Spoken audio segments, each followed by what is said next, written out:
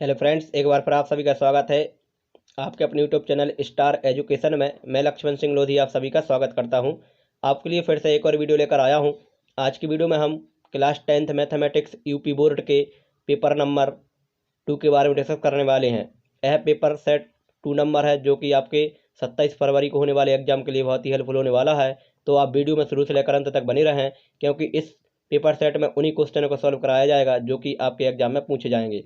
तो आप वीडियो को बिल्कुल भी स्किप ना करें। और यदि आप हमारे टेलीग्राम चैनल से ज्वाइन नहीं हुए हैं तो आप हमारे टेलीग्राम चैनल को ज्वाइन कर सकते हैं, स्टार एजुकेशन के नाम से है, या फिर इस वीडियो के डिस्क्रिप्शन में उसकी लिंक दी हुई है, वहां जाकर आप उसको ज्वाइन कर सकते हैं, क्योंकि टेलीग्राम पर सभी वीडियो के पीडीएफ प्रोवाइड कराए जाते हैं। तो आइए चलते हैं वीडियो की ओर और देखते हैं आज का हमारा वीडियो।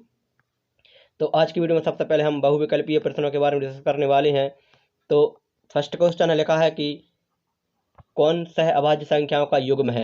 सह अभाज्य संख्या यानी ऐसी संख्याओं का युग्म जिनका एचसीएफ हमेशा 1 होता है। तो इसमें फर्स्ट ऑप्शन है 18 और 25। इनका एचसीएफ निकालेंगे तो हमेशा 1 निकल के आएगा, तो ये हमारा राइट आंसर हो जाएगा। बाकी सभी संख्याओं के एचसीएफ अलग अलग निकल के आएंगे, लेकिन इसका एचसीएफ 1 निकल के आएगा। ठीक। सेकंड लिखा है 144 के अभाज्य गुणनखंडों में अभाज्य गुणनखंडों की घातों का योग कितना होगा। तो 144 के यदि हम फैक्टर करेंगे तो 144 के सबसे पहले हम क्या करते हैं, फैक्टर। तो इसके फैक्टर करेंगे, जैसे ही हम इसको 2 से डिवाइड करेंगे, डिवाइड करते करते हमें 2 मिलेगा 4 बार और 3 मिलेगा 2 बार। तो इनको हम ऐड करेंगे, 4 और 2 कितना होगा, 6। तो ऑप्शन नंबर बी इसका राइट आंसर हो जाएगा। फिर इसके बाद थर्ड क्वेश्चन नंबर थर्ड है, लिखा है कि एम के किस मान के लिए समीकरण युग्म का एक अद्वितीय हल होगा। अब अद्वितीय हल की शर्त क्या होती है। तो मैंने वीडियो यूट्यूब पर एक वीडियो प्रोवाइड की है, उसमें मैथमेटिक्स के सभी फॉर्मूलों को पढ़ाया है, तो आप वह वीडियो जाकर देख सकते हैं। तो वहाँ पर आपको बहुत सारी हेल्प मिलने वाली है। तो एक अद्वितीय हल की शर्त क्या होती है, a1/a2 बराबर नहीं है b1/b2। तो इस कंडीशन के हिसाब से हमें मान निकालना है m का। तो a1 का मान हो जाएगा x का गुणांक कितना है 1, डिवाइड में a2 कितना हो जाएगा, यहाँ x का गुणांक है 3, बराबर नहीं है b1 का मान है -2 और b2 का मान कितना है m। मल्टीपल कर देंगे तो m इक्वल टू नहीं है -6, 3 2 6 हो जाएगा, यानी ऑप्शन नंबर सी इसका राइट आंसर हो जाएगा। इसके बाद क्वेश्चन नंबर थर्ड लिखा है कि 2x + 3y = 18 और x - 2y = 2 का हल होगा। तो इसे हम विलोपन विधि से हल कर सकते हैं। तो क्या लिखा है, 2x + 3y = 18। तो विलोपन विधि से हल करने के लिए सबसे पहले इनके x या y के गुणांक बराबर होना चाहिए। तो जी है 2x + के 3y बराबर में कितना है 18। फिर इसके बाद इसमें हम 2 का गुणा करेंगे, जो हो जाएगा 2x - के 4y और बराबर में कितना हो जाएगा 4। यहाँ पर हम माइनस साइन चेंज कर देंगे, जो माइनस जे प्लस जे माइनस जे कैंसिल हो जाएगा, जो हो जाएगा 3 और 4 7, 7y = में जो हो जाएगा माइनस करेंगे तो 14, इस क्रॉस करेंगे तो 7 2 जा 14, यानी y की वैल्यू 2 आएगी। तो y की वैल्यू 2 ऑप्शन नंबर ए में है, तो हमारा राइट आंसर ए हो जाएगा। x को चेक करने की जरूरत नहीं है। ठीक। इसके बाद फिफ्थ क्वेश्चन है, लिखा है के किस मान के लिए रैखिक युग्म का अनेक हल होंगे। तो अनेक हल की शर्त क्या होती है। तो अनेक हल की शर्त होती है a1/a2 बराबर नहीं है b1/b2 बराबर नहीं है c1/c2। तो इस कंडीशन के हिसाब से हम मान निकालेंगे तो जो हो जाएगा 1/k बराबर k/1। तो जो हो जाएगा k² बराबर 1 ± 1। ऑप्शन नंबर बी इसका राइट आंसर हो जाएगा। आपको कंफ्यूज नहीं होना, क्योंकि प्लस का 1 भी दिया है, माइनस का 1, लेकिन जहां पर साथ में दी है वही इसका राइट आंसर होगा। इसके बाद क्वेश्चन नंबर 6 में लिखा है कि 1/(x² - 2 = 1/7। तो x का मान होगा, क्रॉस मल्टीपल करेंगे तो जो हो जाएगा x² - के 2 = 7, 2 सर जाके ऐड हो जाएंगे, x = 9। तो x बराबर ± 3। ऑप्शन नंबर इसका सी राइट आंसर हो जाएगा। इसके बाद क्वेश्चन नंबर 7 में लिखा है कि व्यास ए बी के एक वृत्त का केंद्र 2 - 3 है तथा बी के निर्देशांक 1,4 हैं, तो ए के निर्देशांक होंगे। तो एक वृत्त का व्यास दिया है और उसका केंद्र दिया है। तो वृत्त के केंद्र कितने दिए हैं, 2,3। अब बी बिंदु के निर्देशांक दिए हैं, तो ए बिंदु के निर्देशांक हमें निकालना है। तो यानी जो केंद्र है वो क्या हो जाएगा, मध्य बिंदु हो जाएगा। क्या हो जाएगा, मध्य बिंदु। तो मध्य बिंदु के हिसाब से हम डायग्राम बनाकर हल कर सकते हैं। ये हमारा एक वृत्त हो जाएगा, ये व्यास है, इसको हमने ए नाम दे दिया, इसको हमने बी नाम दे दिया। वृत्त का जो केंद्र है वो दिया है 2, -3 और इसके वैल्यू दी है 1,4। अब हमें निकालना है एक्स कॉमा वाई, तो हम मध्य बिंदु का सूत्र लगा देंगे तो क्या हो जाएगा एक्स प्लस 1/2 बराबर 4, तो 2 दूनी 4, 4 में से 1 जाएगा 3, यानी 3,10। ऑप्शन नंबर ए इसका राइट आंसर हो जाएगा। फिर इसके बाद क्वेश्चन नंबर 8 लिखा है कि 3x² माइनस के 12x प्लस के इक्वल टू में 0 के मूल बराबर हो तो के का मान। मूल बराबर कंडीशन मैंने आपके लिए वीडियो में प्रोवाइड करके बताई है, वहां पर 3 कंडीशन बताई थी, एक मूल बराबर, एक मूल काल्पनिक, एक मूल वास्तविक। तो मूल बराबर की कंडीशन होती है b² माइनस 4ac बराबर 0। तो यहाँ पर हम वैल्यू पुट कर देंगे बी, ए और सी की। तो बी की वैल्यू कितनी है 12, 12 का वर्ग हो जाएगा 144 माइनस 4ac, 4a का मान कितना है 3 और के सी का मान कितना है के, 4 3 12, तो कितना हो जाएगा प्लस के 12 के उस साइड जाकर 12 से 144 काटेंगे तो के बराबर कितना आएगा 12। इसका option number A right answer हो जाएगा। यदि फॉर्मूले वाली वीडियो आपको देखना है तो इस वीडियो के डिस्क्रिप्शन में उस वीडियो की लिंक दी हुई है, वहां जाकर आप वह वीडियो देख सकते हैं। उसमें मैथमेटिक्स के ऑल फॉर्मूले पढ़ाए हुए हैं। फिर इसके बाद देखते हैं अगला क्वेश्चन है, लिखा है दो आकृतियां जिनके आकार समान है परंतु अमाप, यानी उनके जो रूप हैं वे अलग अलग हैं, यानी समान नहीं है, तो वे क्या कहलाती हैं, वे कहलाती हैं समरूप आकृतियां। इसके बारे में डिटेल से बताया गया है, वहां पर त्रिभुज बताए, इनकी जितनी प्रमेय है सब बताए, जितने इसके गुण होते हैं समरूपता के सब गुण भी बताए हुए हैं। फिर इसके लिखा है नेक्स्ट, दो समरूप त्रिभुजों की संगत भुजाएं 3:5 हैं तो उनके क्षेत्रफल, कुछ नहीं करना, इनका डायरेक्ट वर्ग करना है। 3 का हो जाएगा 9 और 5 का हो जाएगा 25। ऑप्शन नंबर ए इसका राइट आंसर हो जाएगा। नेक्स्ट लिखा है यदि किसी त्रिभुज की 3 भुजाएं 3, 4 और 5 हैं तो वह त्रिभुज होगा। तो है एक त्रिप्लेट दिया हुआ है 3, 4 और 5, और त्रिप्लेट हमेशा पाइथागोरस प्रमेय लगता है, और पाइथागोरस प्रमेय लगती है समकोण त्रिभुज, यानी ऑप्शन नंबर ए इसका राइट आंसर हो जाएगा। इसके बाद नेक्स्ट लिखा है कि दो समरूप त्रिभुजों के परिमाप दिए हैं, परिमाप कितने हैं 10 और 15, तो इनके क्षेत्रफलों का अनुपात। तो सबसे पहले परिमाप को हम क्रॉस करेंगे 5 से, 5 दूनी 10 और 5 तिया 15, और इनका कर देंगे वर्ग।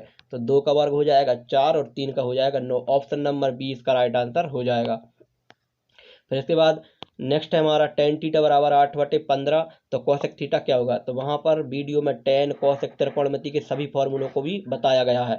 तो tan थीटा होता है लंब बटे आधार, यानी लंब का मान है 8 और आधार का मान कितना दिया 15। अब इसमें 8, 15 और 17 की एक त्रिप्लेट होती है, तो इसका जो कर्ण है वो 17 निकल के आएगा। आपको त्रिप्लेट पाइथागोरस प्रमेय लगाने की आवश्यकता नहीं है, डायरेक्ट त्रिप्लेट से हो जाएगा।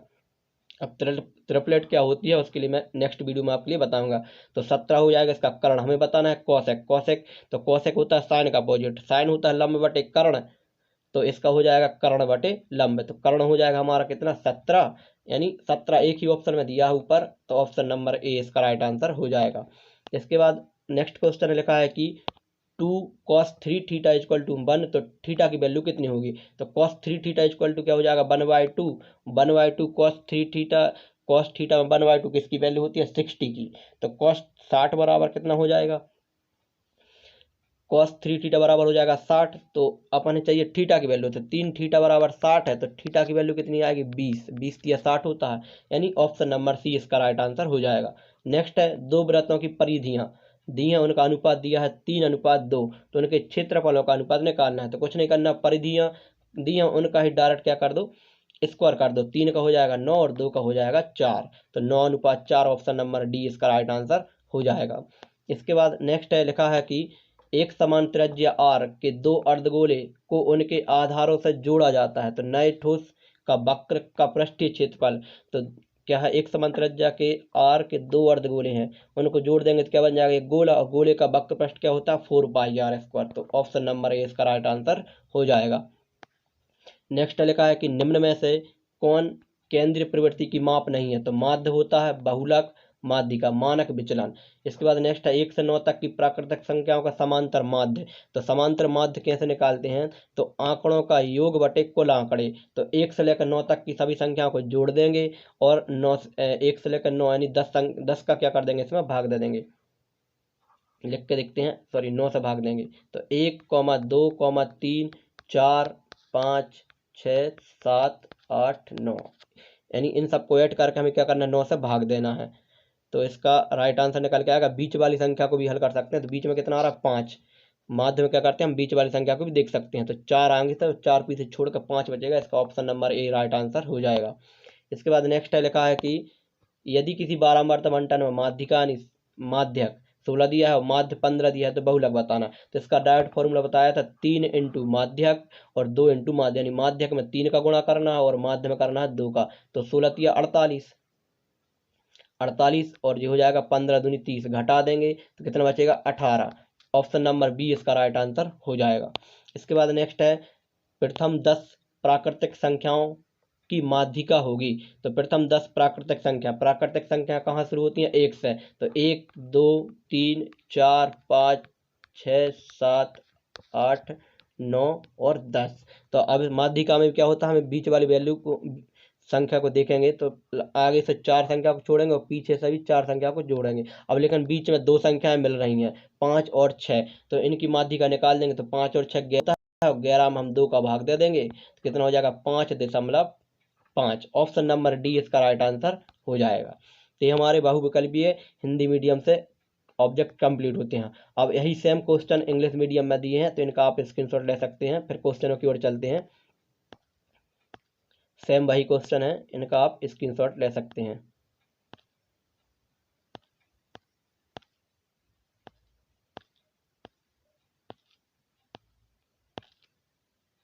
अब यहाँ से क्वेश्चन स्टार्ट होते हैं। तो फर्स्ट है सिद्ध कीजिए कि 5 + √3 एक अपरिमेय संख्या है, इसको प्रूव करना है। फिर इसके बाद cos a √3/2 हो तो sin 2a का मान ज्ञात करना है। इस प्रकार से क्वेश्चन दिए हैं, इनके आप स्क्रीनशॉट ले सकते हैं। इनका सॉल्यूशन मैं नेक्स्ट वीडियो में आपको प्रोवाइड कराने वाला हूँ। फिर यही क्वेश्चन इंग्लिश मीडियम में दिए हुए हैं। फिर नेक्स्ट क्वेश्चन लिखा है कि निम्नलिखित में से किन्हीं 5 खंड को हल कीजिए। 5 क्वेश्चनों को हल करना है।